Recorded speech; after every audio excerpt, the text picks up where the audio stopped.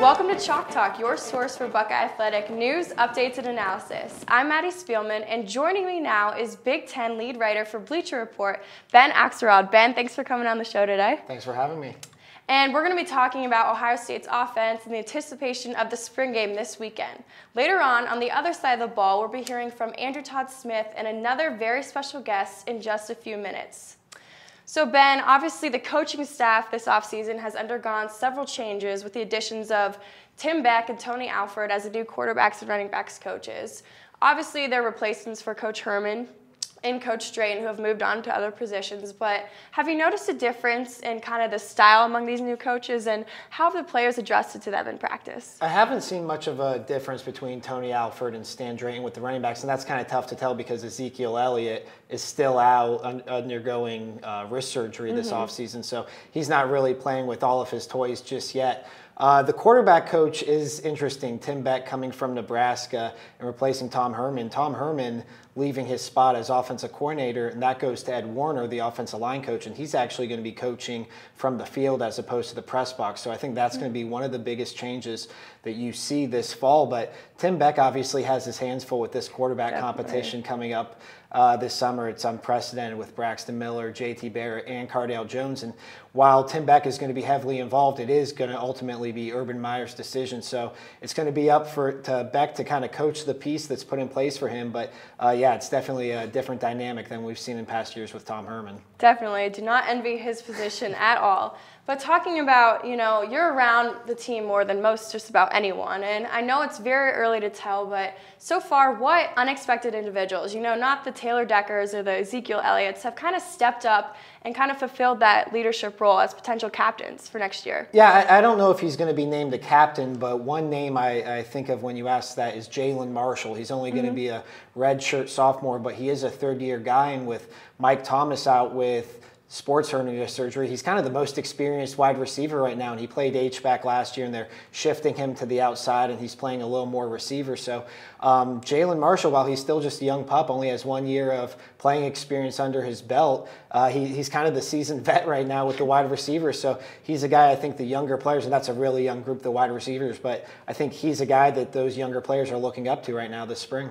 Definitely. And you mentioned Michael Thomas out with hernia surgery, and also we had Dontre Wilson's foot surgery. Can you kind of evaluate the overall health of the offense at this point? Yeah, it's interesting, and I think Jacoby Bourne is a little nicked up, and Taylor Decker and Pat Elflein haven't been playing as much. They've been resting those older guys this spring, but I think a lot of this is precautionary. I think Ezekiel Elliott, if they needed to play in a game, he could play in a game right now. Mike Thomas, I think he could have put off this surgery, but this is just a time for him to get healthy. So I think, and then you look at the quarterbacks, obviously, that's the biggest question mark when it comes to the health of Braxton Miller and JT Barrett. And I think the biggest news for the Buckeyes is that JT Barrett is ahead of schedule. He's done a lot more this spring than was anticipated, and he's kind of maintained that chemistry he's built with the wide receiver. So while the health might not be ideal right now, I think it won't be a problem at all for the Buckeyes come fall. That's good to hear. Well, Ben, thank you so much. We really appreciate your input. We're now going to switch gears and toss it to Andrew, where he is standing with a special guest to talk Ohio State defense. Yes, Maddie, as you said, it's my pleasure to welcome Eric Seger, the 11 Warriors beat reporter, to the studio, and we're going to dive right into it. As you said, talking about the defensive and special team sides of the ball. So again, Eric, welcome. Thank you. I appreciate you guys asking me in. Absolutely. Throw you some curveballs now. So we had 3 captains of the 5 last year, Duran Grant, Curtis Grant, and Michael Bennett, all moving on to the NFL to pursue a career there. You lose that leadership looking forward to this 2015-16 season, just like going into the last season, we thought, who's going to step up to replace Ryan Shazier, now with the Steelers? Who do you see stepping up in their respective units? Basically getting the job done from a leadership standpoint. Well, I think first you got to start with the linebackers because they're the quarterbacks of the defense, the unquestioned leaders, no matter what level they play at. And the obvious choice here is Joshua Perry. He's going to be a 3-year starter. He is pretty much one of the biggest faces of the program. He's always talking to the media whenever there's an opportunity. So I don't think that they'll miss a step really with him because although he's not really a rah-rah guy, more of a quiet strength as in comparison to Curtis Grant, he'll step up and fill that void pretty easily. As far as the defensive backfield, losing Grant is a big loss because I think he has a chance to be an early round pick in the NFL draft.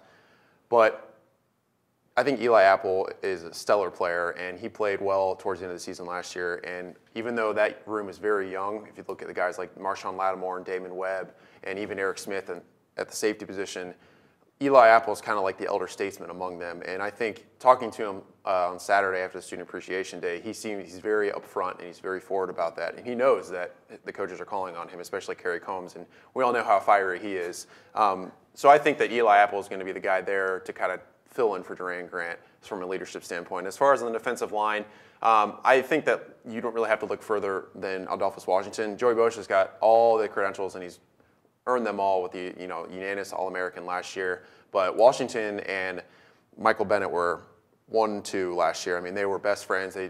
Towards the end of the season last year, they did interviews together all the time during the Big Ten Championship game and the college football playoff. So I think that Washington's going to be the guy that kind of steps up and takes everyone else under his wing.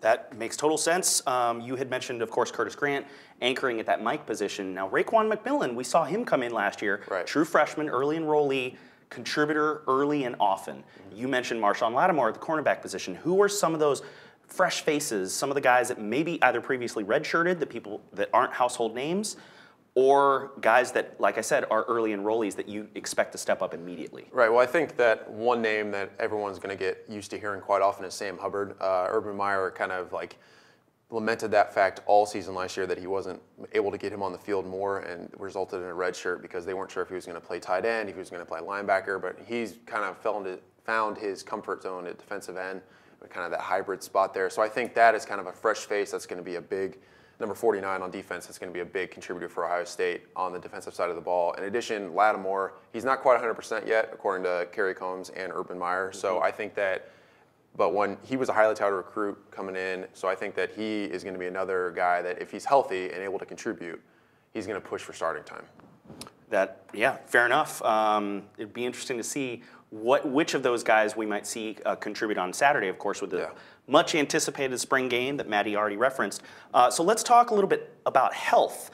They had talked about it on the offensive side of the ball. Of course, recent news, Jamel Dean, defensive back, ruled medically disqualified due to knee issues. You have Devin Bogard, Ron Tanner, Armani Reeves, all done in terms of their careers in the Scarlet and Gray.